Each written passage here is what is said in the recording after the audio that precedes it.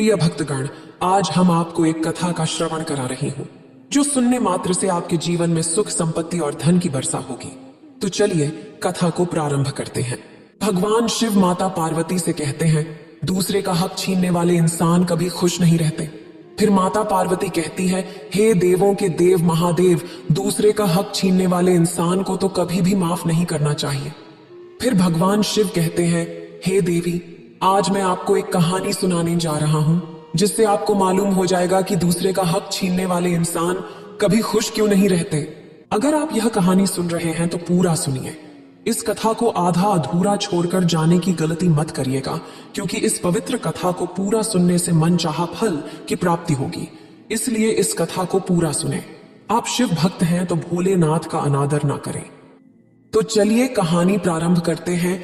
यह कहानी गौतम बुद्ध नगर की है, जहां राहुल नाम का एक लड़का अपने माता पिता के साथ एक छोटे से घर में रहता था। राहुल को पढ़ने का बहुत शौक था, लेकिन उसके माता पिता के पास इतना पैसा नहीं था कि वे उसे स्कूल भेज सकें। इसी कारण राहुल की पढ़ाई की ख्वाहिश अधूरी रह जाती थी। एक दिन राहुल अपने माता पिता से कहता है, पिताजी, मैं पढ़ना चाहता हूं, मैं भी दूसरे बच्चों की तरह स्कूल जाना चाहता हूं। पिताजी जवाब देते हैं, बेटा, मेरे पास इतने पैसे नहीं हैं कि मैं तुम्हें स्कूल भेज सकूं। पढ़ाई करना हमारे जैसे गरीब लोगों के बस की बात नहीं है। आज से तुम रोज मेरे साथ जंगल में लकड़ियां काटने जाओगे। राहुल कहता है, पापा, मुझे पढ़ना है। गांव के सारे बच्चे मुझ पर हंसते हैं और कहते हैं कि मैं जीवन में कुछ नहीं कर सकता। मैं जंगल नहीं जाऊंगा पापा। पिताजी दृढ़ता से कहते हैं, मैंने कहा तू मेरे साथ जंगल चलेगा तो चलेगा।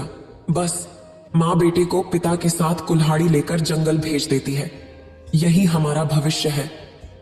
राहुल ना चाहते हुए भी कुल्हाड़ी लेकर अपने पिता के साथ जंगल में लकड़ियां काटने जाता है। लकड़ियां काटते काटते दोपहर हो जाती है। पिता कहते हैं, बेटा, आज तुम्हारा पहला दिन है, थक गए होंगे, जाओ उस पेड़ के नीचे थोड़ा आराम कर लो। राहुल आराम करने के लिए पेड़ की ओर जाने लगा। तभी उसे एक किताब दिखाई देती है। अरे, जंगल में किताब मिल गई है। लगता है भगवान शिव ने मेरी सुन ली है। मुझे पढ़ने का बहुत शौक है, इसलिए भगवान शिव ने मुझे यह किताब भेजी है।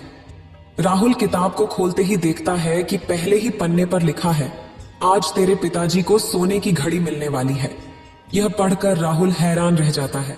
सोने की घड़ी मिलने वाली है? क्या यह कोई जादुई किताब है? तभी अचानक सुरेश दौड़ता हुआ आता है। उसके हाथ में सोने की घड़ी है। राहुल, देखो, मुझे सोने की घड़ी मिली है। क्या सचमुच तुम्हें सोने की घड़ी मिली है? मगर यह कैसे संभव है? क्यों नहीं संभव है? देखो, यह सोने की घड़ी सचमुच मुझे मिली है। हाँ, मगर यह कैसे हो सकता है? कैसे हो सकता है? जरा खुल के बताओ। तभी राहुल किताब में लिखी भविष्यवाणी अपने पिता को दिखाता है, जिसमें लिखा होता है कि आज तेरे पिताजी को सोने की घड़ी मिलने वाली है। इसका मतलब यह है कि यह किताब भविष्यवाणी बताती है। हाँ पिताजी, और किताब में लिखी भविष्यवाणी सच हो गई, क्योंकि आपको सोने की घड़ी मिल गई। बेटा, क्या यह सच में भविष्य बताने वाली किताब है? यह जानने के लिए हमें इस किताब को दोबारा खोलना पड़ेगा। मतलब एक बार फिर से इस किताब को खोलकर देखते हैं कि इसमें क्या लिखा है। राहुल किताब को दोबारा खोलता है। इस बार किताब में लिखा था, कुछ ही देर में तुम्हारी माँ ढेर सारे सोने के सिक्के लेकर तुम्हारे पास दौड़ती चली आएगी। यह पढ़कर दोनों अचंभित रह जाते हैं। तभी अचानक अगीता दौड़ती हुई आती है। सुनिए राहुल के पापा, देखो मुझे क्या मिला है। देखो, मुझे अपने घर से सोने के सिक्के मिले हैं। यह सुनकर राहुल और सुरेश के होश उड़ जाते हैं। इसका मतलब यह है कि किताब में जो लिखा है वह सच में हो रहा है। वाकई ये किताब भविष्य बताने वाली है। भविष्य बताने वाली किताब? मैं कुछ समझ ही नहीं। तभी राहुल अपनी माँ को भविष्य बताने वाली किताब के बारे में समझाता है। इसे सुनकर अगीता खुशी से पागल हो जाती है। अरे वाह, तब तो हमें पहले से ही पता चल जाएगा कि हमारी किस्मत में क्या लिखा है। हाँ, यह बात किसी को कानों कान खबर नहीं होनी चाहिए। इसके बाद वे भविष्य बताने वाली किताब को छुपाकर अपने घर ले आते हैं और दरवाजा बंद कर लेते हैं। अगीता, अब हमारे दुख के दिन गए। यह किताब हमारे जीवन में खुशियां लाएगी। हाँ, इस किताब के जरिए हम हमारा भविष्य पहले ही देख लेंगे। बेटे, अब देखो तो किताब में इस बार क्या लिखा है। राहुल फिर से किताब खोलकर देखता है, जिसमें लिखा है कि तुम्हारे पड़ोसी आयुष को आज रात 10:30 बजे उसके घर के बाहर ढेर सारा धन प्राप्त होने वाला है। यह सुनकर सुरेश और अगीता अचंभित हो जाते हैं। सुना आपने, हमारे पड़ोसी आयुष भाई को ढेर सारा धन प्राप्त होने वाला है। चलिए यह खुशखबरी उन्हें बताते हैं। पागल हो गई हो क्या? सोचो, अगर वह धन हमें मिल गया तो हमारी तो चांदी चांदी हो जाएगी। इसके लिए हमें क्या करना होगा? भविष्यवाणी में लिखा है कि आयुष को आज रात 10:30 बजे धन मिलेगा। हाँ, तो हम 9:30 बजे ही धन को वहां से उठा लेंगे। वाह पिताजी, क्या दिमाग पाया है आपने। तो चलो हम अभी वहां जाकर धन निकाल लेते हैं। अगीता, तुम कामनी भाभी को बातों में उलझा कर रखना, और राहुल, तुम आयुष भाई को उलझा कर रखना। तब तक मैं उनके आंगन से खुदाई करके सारा धन बाहर निकाल लूंगा। धन चुराने का प्लान बनाकर तीनों अपने अपने काम में लग जाते हैं। अगीता और राहुल कामनी और आयुष को अपनी बातों में उलझा कर रखते हैं, और बाहर सुरेश आयुष के आंगन में खुदाई करने लगता है। कुछ समय खुदाई करने के बाद सुरेश के हाथ में वह धन लग जाता है। यह देखकर सुरेश बहुत खुश हो जाता है। फिर चुपके से वह धन लेकर अपने घर चला जाता है। कुछ देर बाद वह सोचता है, वाह, अगर ऐसा ही चलता रहा तो कुछ दिनों में हम सबसे अमीर आदमी बन जाएंगे। हाँ, आज के लिए इतना काफी है। अब कल हम किसी और का भविष्य देखकर उसका हक छीन लेंगे। चलो सो जाओ। अगले दिन वह कहता है, अरे राहुल, भविष्य बताने वाली किताब में देखो तो आज क्या होने वाला है। हाँ, जल्दी से देखो आज हमें कहां से धन प्राप्त होने वाला है। राहुल जैसे ही भविष्य बताने वाली किताब खोलता है, उसमें लिखा होता है, कल सवेरे तुम्हारे माता पिता और तुम्हें पुलिस इस किताब और सारे धन के साथ पकड़ लेगी और तुम तीनों को 10 साल की जेल हो जाएगी। यह सुनकर तीनों घबरा जाते हैं। हे महादेव, इसमें लिखा है हमें 10 साल की जेल हो जाएगी। हाँ, और इस किताब में जो लिखा होता है वही होता है। पापा, मुझे जेल नहीं जाना है, कुछ कीजिए पापा। डरो मत, किताब में लिखी हुई बात गलत भी हो सकती है। नहीं पापा, भविष्य बताने वाली किताब कभी गलत नहीं बताती। इसने जो अब तक हमें बताया वह सब सच हुआ है और यह बात भी सच होने वाली है। तो क्या सच में हमें पुलिस पकड़ ले जाएगी? हाँ, और हमें 10 साल की सजा होगी। नहीं, हमें पुलिस पकड़े इससे पहले हम यह किताब और सारा धन कहीं फेंक देंगे ताकि हम बच जाएं। यह अच्छा आइडिया है।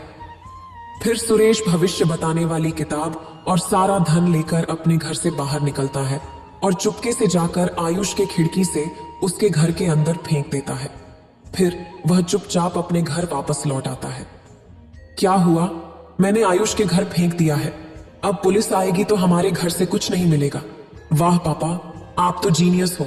देखते देखते रात गुजर जाती है और दूसरे दिन का सवेरा हो जाता है। पापा, भविष्यवाणी में लिखा था कि सुबह पुलिस आकर हमें गिरफ्तार कर ले जाएगी, मगर पुलिस तो आई नहीं। मुझे लगता है हमने भविष्यवाणी की किताब का दुरुपयोग किया, इसलिए किताब ने झूठी भविष्यवाणी करके हमसे छुटकारा पा लिया। वह सब छोड़ो, पहले आयुष भाई के घर चलो, वहां से किताब और सारा धन वापस लेकर आते हैं। हाँ पापा, अगर आयुष भाई के हाथ वह किताब और धन लग गया तो हम बर्बाद हो जाएंगे।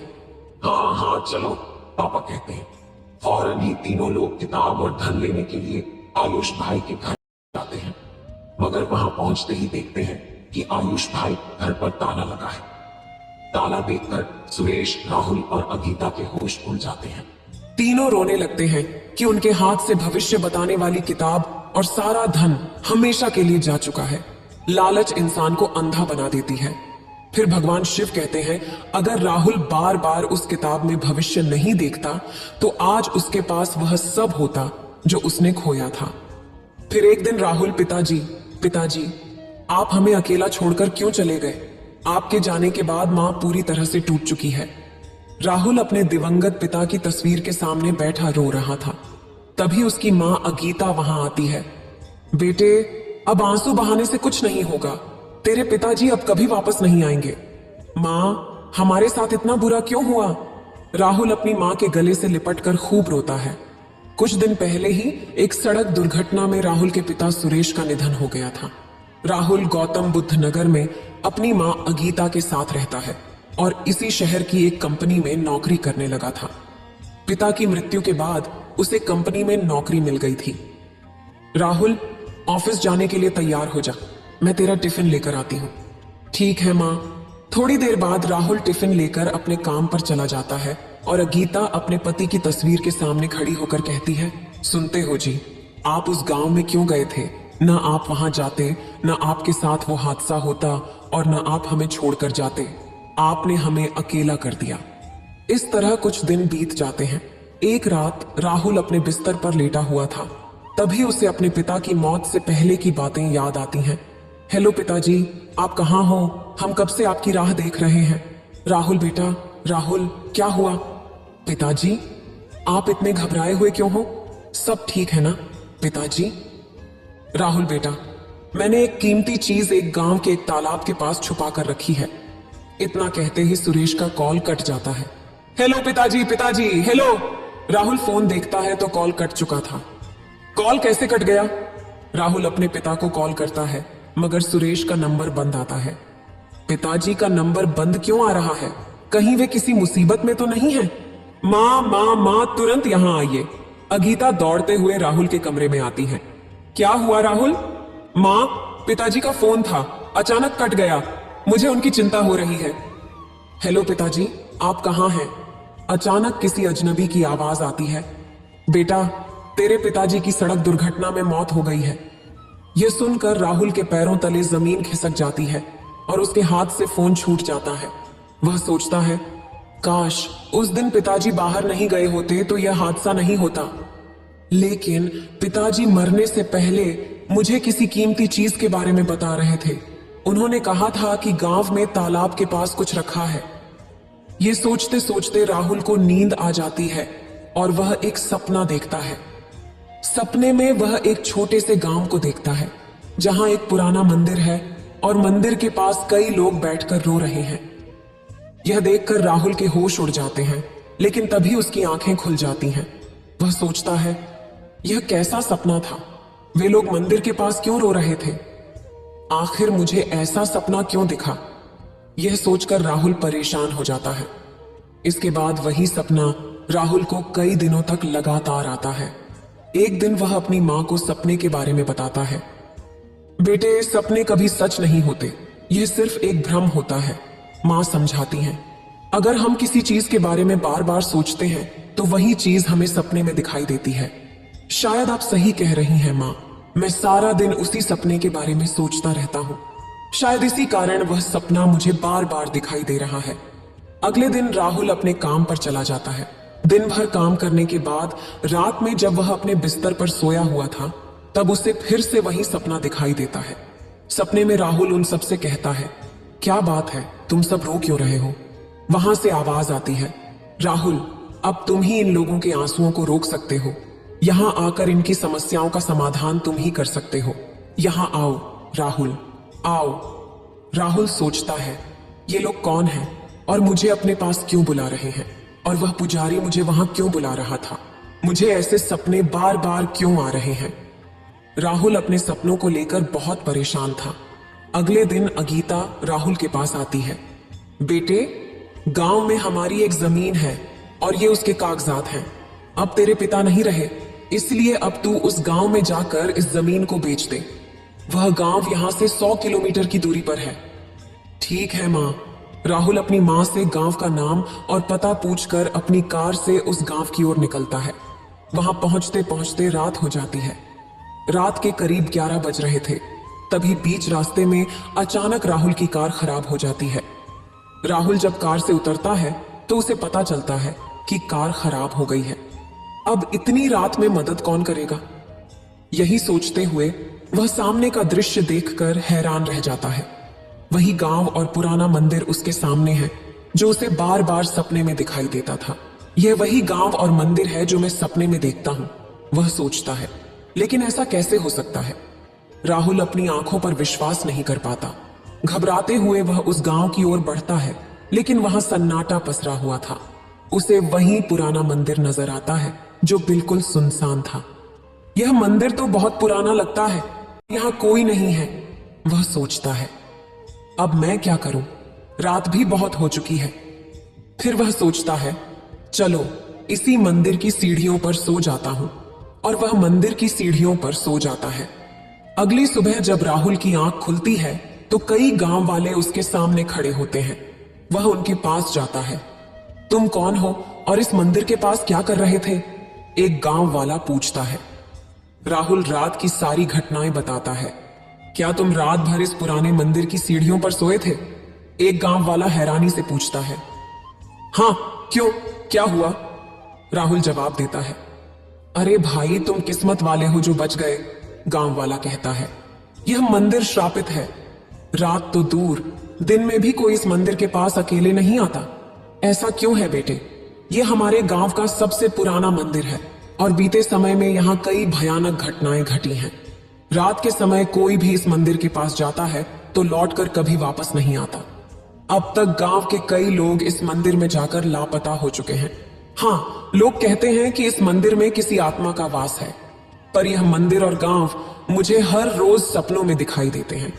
फिर राहुल गांव वालों को अपने सपने के बारे में बताता है। तुम्हें वो पुजारी भी सपने में दिखाई देता है? हाँ, मगर वो पुजारी कुछ दिनों पहले ही इस मंदिर से अचानक लापता हो गए। क्या मुझे यहां से जाना होगा? राहुल जब अपनी कार की ओर देखता है तो उसकी कार वहां नहीं होती। मेरी कार कहां गई? यहीं तो खड़ी थी। कार के अचानक गायब होने से राहुल परेशान हो जाता है। बेटे, यहां से सिर्फ तुम्हारी कार गायब हुई है, पर यहां तो जिंदा लोग भी गायब हो जाते हैं। खैर, तुम बहुत थके हुए लग रहे हो, कुछ देर गांव में आराम करो, उसके बाद हम तुम्हारे जाने की व्यवस्था कर देंगे। गांव वाले राहुल को लेकर जाते हैं। कुछ समय बाद एक महिला रोती हुई गांव में आती है। कोई मेरे बच्चे को बचाओ, मेरा बच्चा मंदिर में चला गया है, कोई उसे वहां से लेकर आओ। ये सुनकर सब दंग रह जाते हैं। तुमने अपने बच्चे को वहां क्यों जाने दिया? अब बाकी गांव वालों की तरह तुम्हारा बच्चा भी खो जाएगा।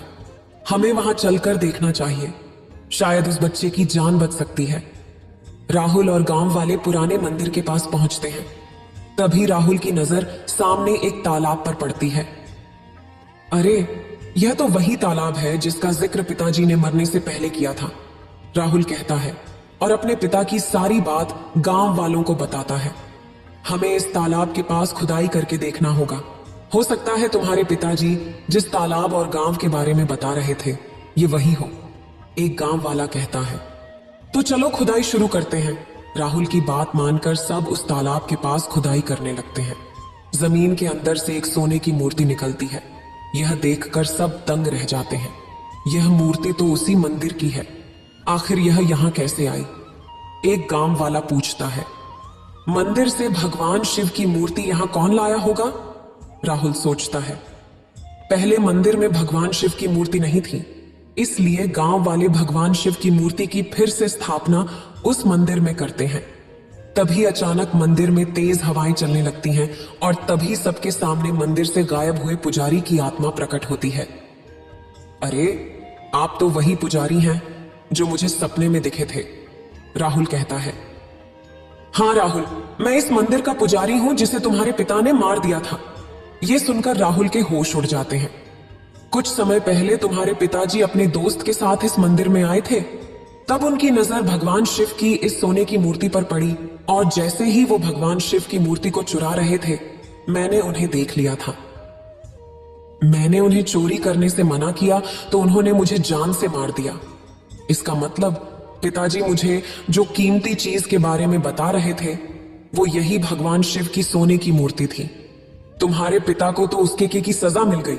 अगर वो सपना तुम्हें रोज भगवान शिव की मूर्ति को फिर से इस मंदिर में स्थापित करवाने के लिए ही दिख रहा था।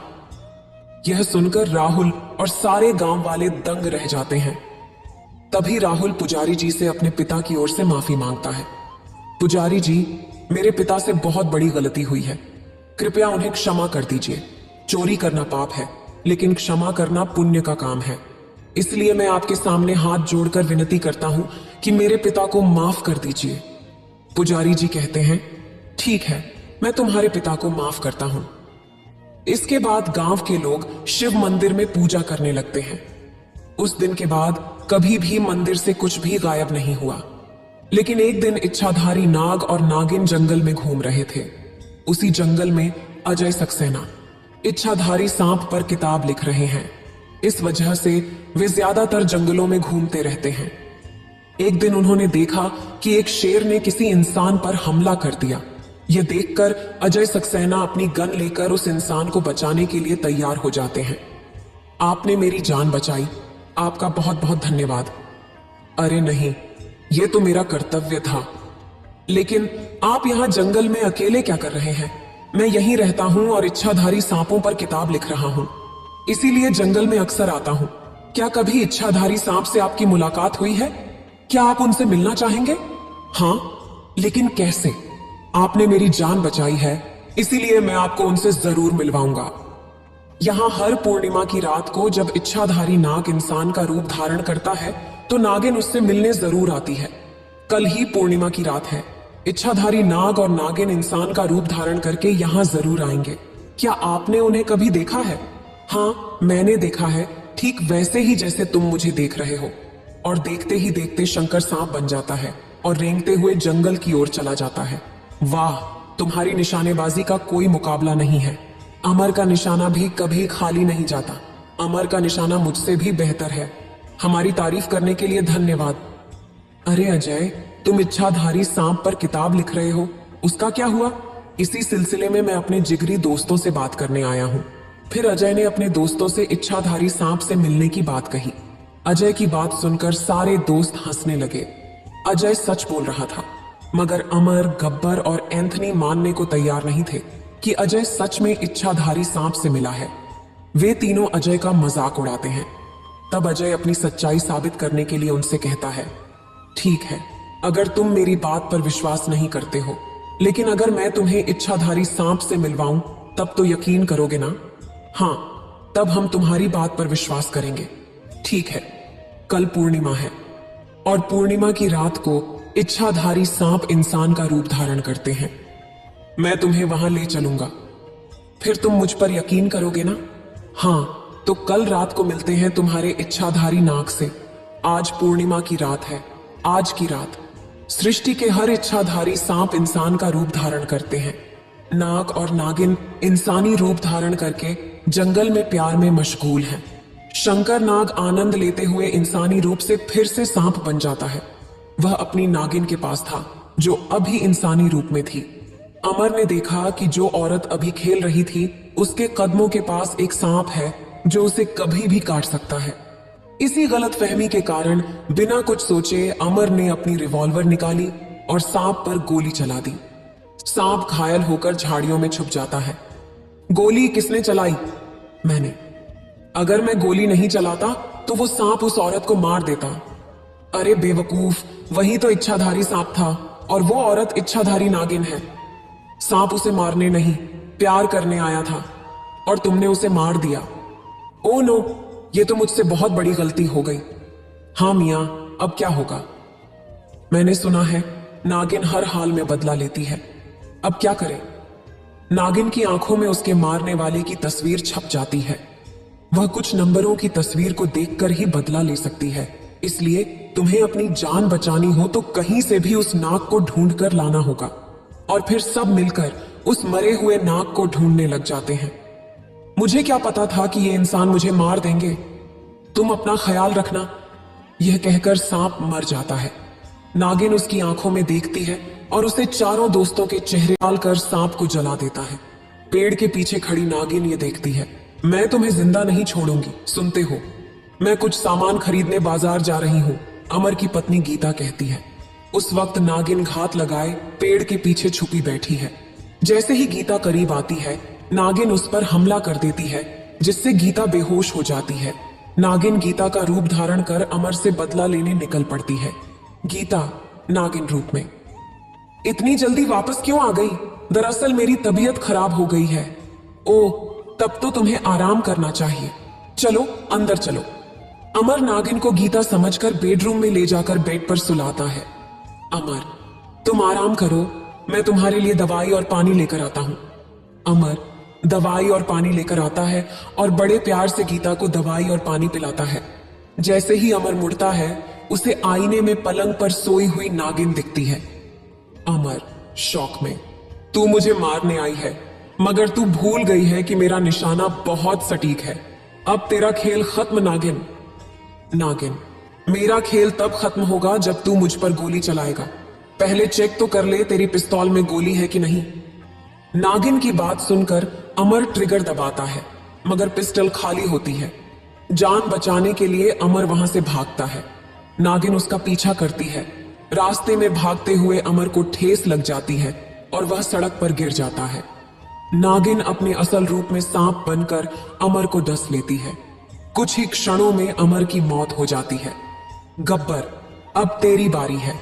अमर की मौत नागिन के डसने से हुई है, यह जानकर गब्बर और एंथनी डर के मारे सपेरे के पास जाते हैं।